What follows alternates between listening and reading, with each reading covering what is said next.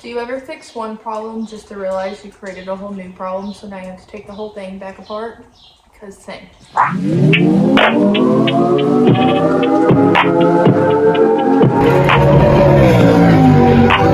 What's going on, guys? So as stated in my last video, we're going to be working on the Subaru.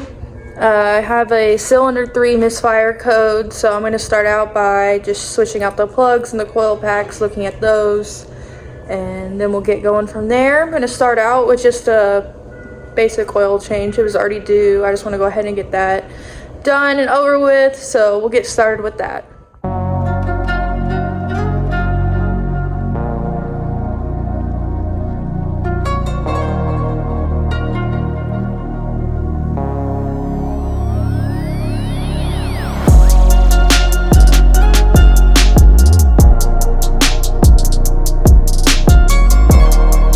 So, side note, yes, I know that my battery tie down is like super corroded, but I've tried like 3 different battery tie downs, completely clean it off every single time, but it just keeps doing this. So if anybody has any suggestions, I'm all ears.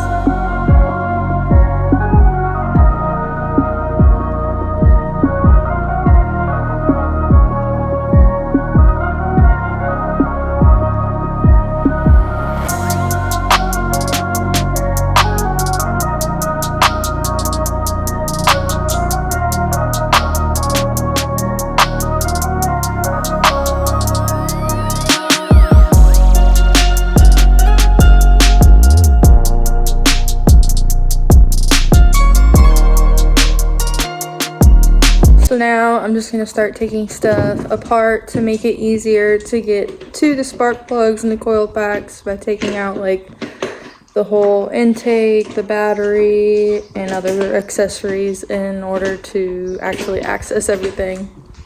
Fun Subaru stuff. I pretty much got everything out of the way so you can see the coil packs, so we can get to those now. Alright guys, so I got the plugs and the coil packs out. Obviously, after looking at the plugs, it looks like the car is running really lean. Went ahead and took out the fuel injectors, tested them. They were good, so I put them back in. I actually stayed up till 4 a.m. Friday, putting the whole car back together with the new plugs, new coil packs, and the injectors back in. Went and drove it the next day, got back, and started hearing a hissing noise and started smelling fuel. So it's got to be the injectors. So now I have to take the whole thing back apart, which I figured we'd just go ahead and do together, so I can show you how to get to your fuel injectors and your fuel rail. So we'll get to going to do that.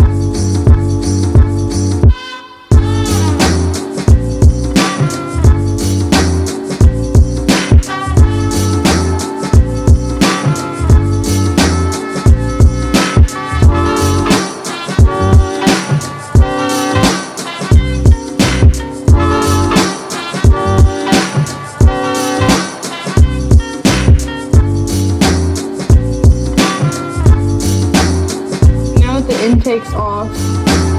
All I need to do in order to get to this fuel rail right here is I need to get this bracket off. So this bracket is connected to this bracket, and then in order to get to the bolt at the bottom of this bracket, I have to take off this 2GV motor, and then once I get these off, I'll be able to get to the fuel rail and injectors.